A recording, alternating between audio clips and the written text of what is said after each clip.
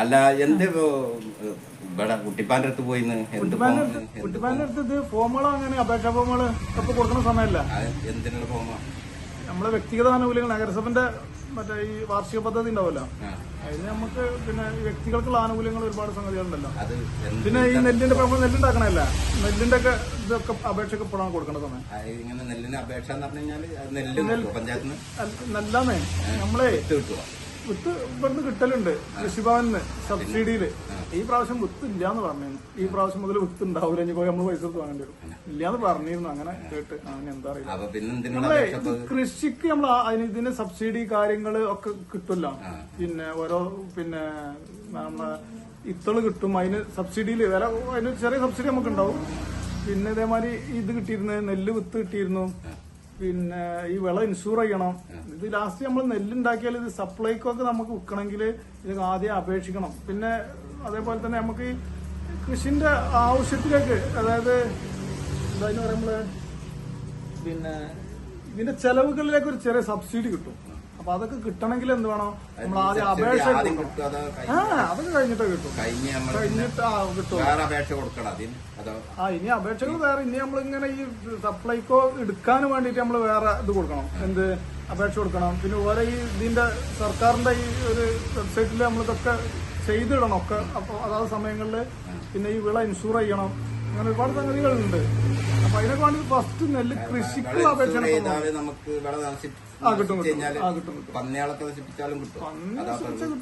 ഇങ്ങനെ നമ്മൾ അങ്ങനെ ഈ മഴവെള്ളത്തിലൊക്കെ ചീഞ്ഞ് അങ്ങനെയൊക്കെ ആയാലാണ് കിട്ടാൻ തോന്നണേ.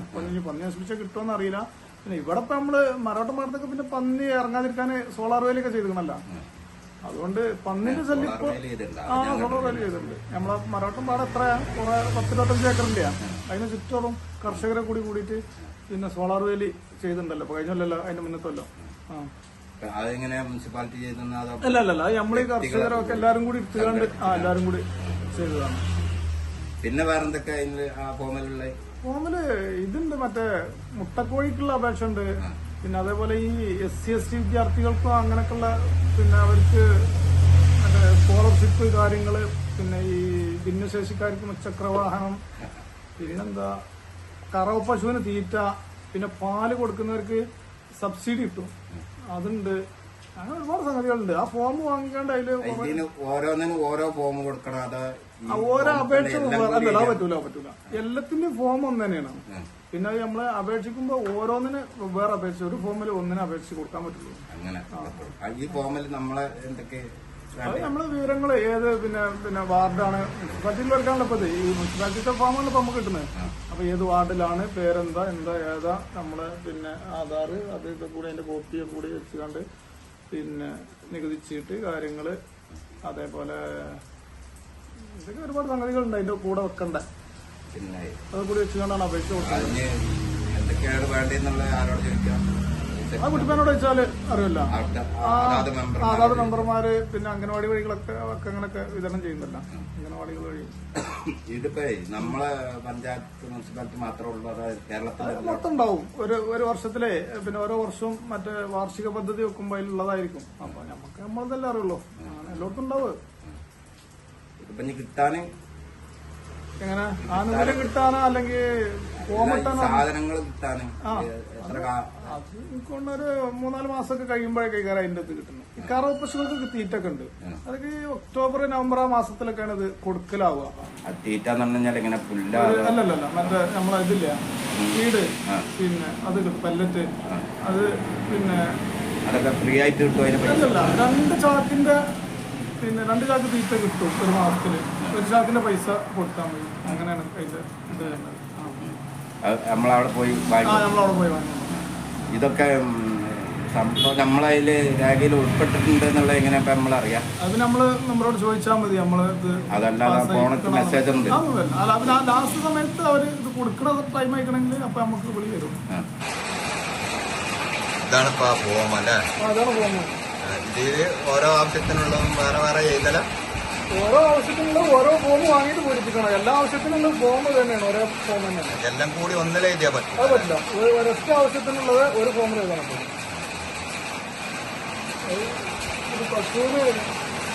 ഇതിലിപ്പോ നമ്മളെ എന്തൊക്കെ കാര്യങ്ങൾ എഴുതണം? നമ്മളെ പേരും അഡ്രസ്സും ആധാർ നമ്പറൊക്കെ എഴുതേണ്ടി വരും. ഒക്കെ ഉണ്ട്. ഇത് ഓഫീസിൽ വരുന്നുണ്ട്. ഓരോ നമ്മുടെ വീട്, വാർഡ് നമ്പർ, പിന്നെ ഫോൺ നമ്പർ, റേഷൻ കാർഡ്, വാർഷിക വരുമാനം. പൈസ ആവശ്യമുണ്ടാവും. ഇതിന് പൈസ ഒന്നും ആവശ്യമില്ല. അപേക്ഷ കൊടുക്കുമ്പോൾ പൈസ ആവും. അപേക്ഷ കൊടുക്കുമ്പോൾ പൈസ ഒന്നും ആവശ്യമില്ല. നമ്മള് കുട്ടിപ്പാനെ കൊടുത്താൽ മതിയല്ല. എന്നിട്ടാടെ നമ്മൾ കൊണ്ടുപോയി കൂടി വേണ്ട. കുട്ടിപ്പാനെ അതിന് കൊടുത്താല് പൂരിപ്പിച്ചാണ് കൊടുത്താൽ മതി. പിന്നെ ഗ്രാമസഭയിലാണ് പാസ്സാക്കല്. ഗ്രാമസഭയിൽ നമ്മൾ പോകേണ്ടി വരും. നമ്മൾ പോകണം. പങ്കെടുക്കാത്തവർക്ക് നടത്തുള്ള കാര്യങ്ങൾ പങ്കെടുക്കണം. അപേക്ഷ കൊടുത്തവര് അങ്ങനെ സെറ്റായിട്ട് സിസ്റ്റം. ഇതിന് പാസ്സായി സാധനം കിട്ടുമ്പോ എത്ര അതുകൊണ്ട് ഒരു 3 മാസമോ അല്ലെങ്കിൽ 4 മാസമൊക്കെ പിടിക്കും. പക്ഷെ അപ്പൊ നമ്മള് എന്തെങ്കിലും സാധനം വിതരണം ചെയ്യുന്നുണ്ടെന്ന് പറയുമ്പോ നമ്മൾ അപ്പൊ നമ്മളോട് പറഞ്ഞില്ല, മെമ്പർ പറഞ്ഞില്ല, അല്ലെങ്കിൽ അവനാന്റെ ആൾക്കാർക്കാണ് കുണ്ടക്കാർക്കാണ് കൊടുക്കുന്നത്, അങ്ങനെ പറഞ്ഞിട്ടൊന്നും കാര്യമില്ല. കാരണം ഈ സമയത്താണ് അതിന്റെ ഫോം വന്നിട്ടുള്ളത്. അതെല്ലാരും അറിയിച്ചിട്ടുണ്ട്. ഇപ്പൊ ഫോം കൊടുക്കണം. ഇപ്പൊ ഫോം കൊടുത്തിട്ട് വാങ്ങിയിട്ട് നമ്മൾ അപേക്ഷ കൊടുക്കണം. കോഴി വേണ്ടവർക്ക് കോഴി ഉണ്ട്, മറ്റുള്ള സംഗതികൾ ഉണ്ടാവും. പിന്നെ ഈ വീടിന്റെ റിപ്പയർ, മെയിൻ്റനൻസ് കാര്യങ്ങൾ അങ്ങനെയുള്ളതുണ്ടാവും. ഓരോ സംഗതികൾക്ക് വനിതകൾക്കുള്ളതുണ്ട്, വിധവകൾക്കുള്ളതുണ്ട്, പിന്നെ എസ്.ടിക്കാർക്ക്, പിന്നെ അങ്ങനെ ഓരോ സംഗതികൾക്കുള്ളത് ഉണ്ട് ഇതില്. ഈ സമയത്ത് കൊടുക്കണം. അപ്പൊ കൊടുക്കണ വിതരണത്തിന്റെ സമയമാണ് അത്. ഇത് കുറെ ഇതുണ്ടാവില്ല, പ്രൊസീജിയർ ഉണ്ടാവില്ല. ഒക്കെ കഴിഞ്ഞ് അപേക്ഷകളൊക്കെ അവിടെ എത്തി. പിന്നെ എത്ര ആൾ അപേക്ഷ ഉണ്ട് അതിനനുസരിച്ചല്ലേ ഒക്കെ സംഗതികൾ കൊടുക്കുക. ആ സമയത്ത് വിതരണത്തിന് സമയമാകുമ്പോ ഈ അപേക്ഷ കൊടുത്തവരൊക്കെ അറിയിക്കും, നിങ്ങളെ സാധനം എത്തിയിട്ടുണ്ട്, ഇന്നോടത്താണ് വിതരണം അവിടെ വന്നുകൊണ്ടിരുന്നൊക്കെ. അപ്പൊ ആ സമയത്ത് ചിലപ്പോൾ ചിലവർ അപ്പൊ പറയും ഞാൻ അറിഞ്ഞില്ല, എനിക്ക് പിന്നെ കിട്ടിയില്ല, കണ്ടില്ല. അതുകൊണ്ട് കാര്യമില്ല.